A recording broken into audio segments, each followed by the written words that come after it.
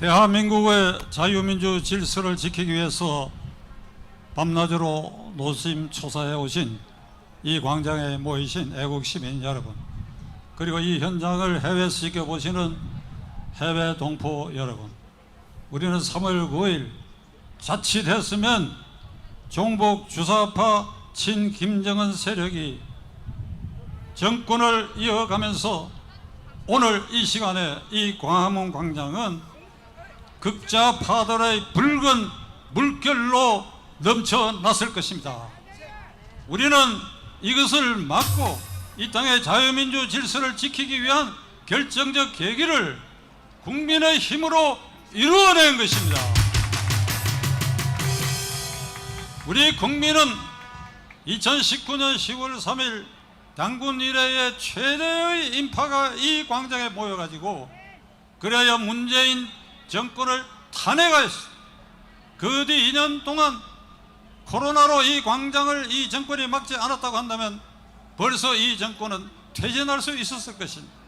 그러나 권력이 이 광장을 겉으로는 막았지만은 그 물 밑으로, 광장 밑으로 도도한 민심의 불길이 들끓고, 그래야 그것은 드디어 3월 9일 폭발하여 민심이 살아있고 대한민국을 구제하게 되는 결정적 계기를 만든 것입니다.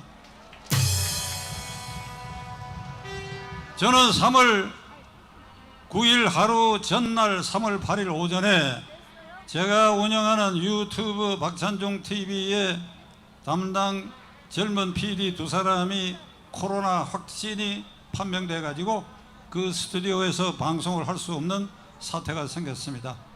저는 생각도 못해서 카메라를 들고 오게 해가지고 이 광화문 광장 세종대왕 동상 앞에 제 혼자로 섰습니다. 그리하여 저는 국민들에게 호소했습니다. 분노의 투표를 해야 합니다.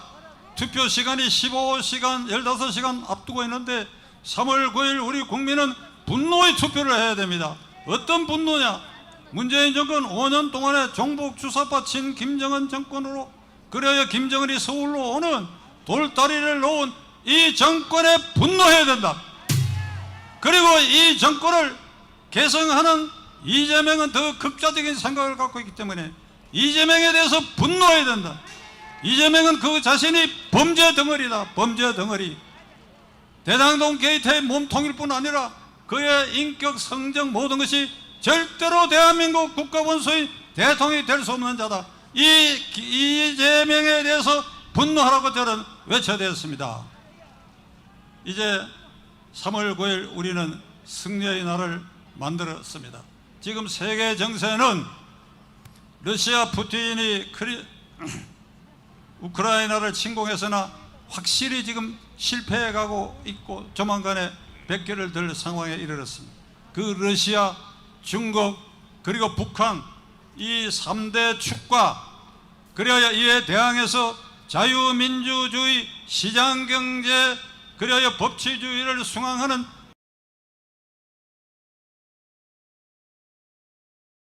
동안 문재인 정권은 좌파 편에 서서 당연히 지켜야 할 자유민주주의, 시장경제, 그래야 법치를 존중하는 우파 편에 서지 못해가지고 우파 쪽으로부터 따돌림을 당하는 이런 처지에 빠졌는데 3월 9일을 기하여 대한민국이 드디어 이 양세력의 오른편에 섬으로써 이 균형처를 확실히 지탱하게 된 것은 위대한 우리 국민들의 승리 때문이라고 저는 생각합니다.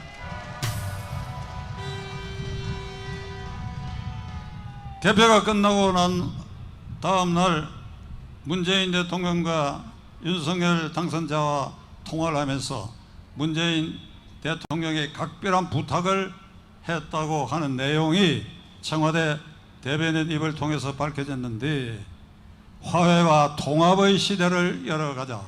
화해와 통합의 시대를 열어가자. 그리고 그 뒤에 윤석열 당선자가 이재명 후보와의 통화에서 이재명 후보도 역시 화해와 통합의 시대를 열어가자, 이런 보도를 보고 저는 문재인, 이재명이 급하긴 급했구나.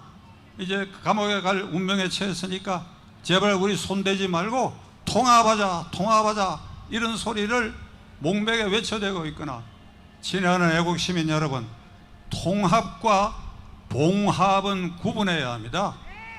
봉합은 가령 위암 환자에 대해서 의사가 수술하기 위해서 이렇게 칼을 대가 이렇게 열었는데 긁어내봐야 도저히 생존 가망이 없다고 할 때는 그대로 덮고 다시 꿰맵니다. 이게 봉합입니다. 봉합이라고 하는 것은 썩고 병들고 이미 드러난 범죄 사실을 그대로 덮고 가자고 하는 것, 이것이 통합이 아닙니다.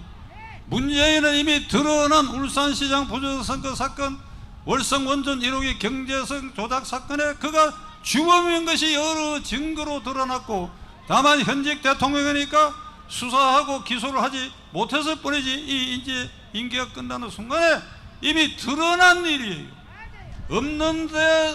없는 사실, 없어 보이는 사실 가운데를 일부러 후벼 파가지고 이것을 수사해서 사법 처리하는 것은 정치 보복이라고 할 수 있을지 모르지만 이미 드러났어. 그 관련자 울산시장 부정선거 사건은 벌써 13명이 기소돼 가지고 재판을 안 하고 있어. 주범을 기소를 해야 돼. 그 기소가 기다리고 있어. 이재명은 대장동 게이트의 몸통일 뿐 아니라 백현동 사건, 성남시 FC 이 부패 사건 등을 비해서 무수한 사건이 그 몸에 걸쳐 있습니다. 이걸 어떻게 덮고 간단 말입니까? 이걸 만일 덮고 간다고 한다면 윤석열 정권은 국민에 대한 배반이고 3월 9일 광화문 민심에 대한 배반이 될 것입니다. 절대 그런 일은 없을 것입니다. 그러므로 당장 이재명은 현재 검찰이 소환해서 영장 청구하고 그래야 기소하여 법정에 세움으로써 그와 관련된 모든 부패 사건의 수사의 시발을 열어야 할 것이라고 하는 것을 저는 윤석열 당선자에게 강력히 호소하는 바입니다.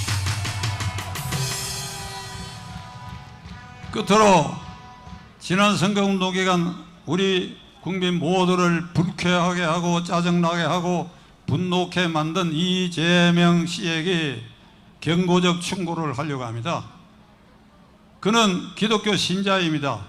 성남의 유력한 교회에 신자로 등록되어 있는데 이 사실이 선거운동 기간에 어떻게 알려졌는가 하면 그 담임 목사가 말하기를 10년 전에 그는 신자로서義務를 다하지 않기 때문에 신자 명부에서 지웠다 한 걸 공개적으로 발표를 하니까 이재명이 하는 말이 거기서는 지워졌으나 나는 내 혼자 기도 생활을 열심히 하고 있다, 이렇게 말했습니다.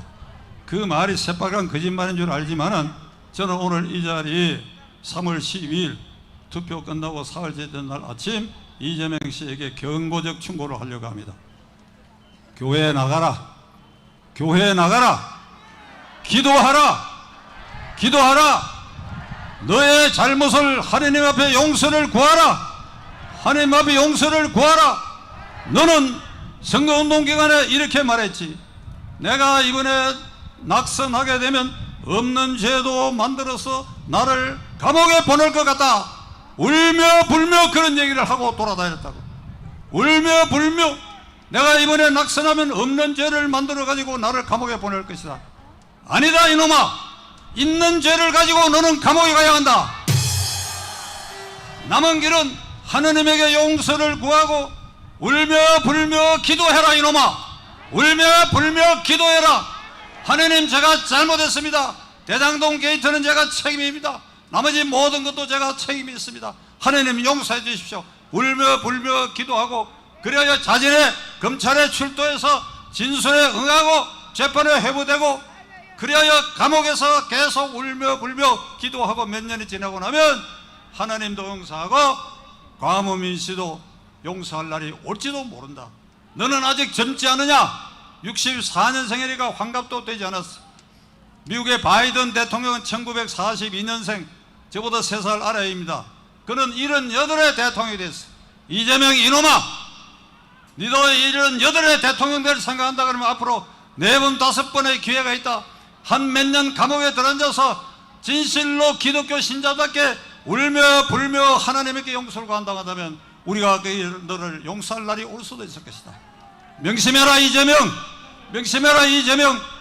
끝으로 광화문 민심을 2019년 10월 3일 이래 지켜오신 이 자리에 계신 애국 동포 여러분들에게 저는 국민의 한 사람으로서 정말로 감사의 말씀을 드리고, 해외에서 우리를 격려해 주신 해외 동포 여러분들에게 감사를 드립니다. 우리는 이겼습니다. 이 승리를 이어가기 위해서는 우리가 다시 똘똘 뭉쳐서 이 광화문 민심을 지켜야 할 것입니다. 감사합니다.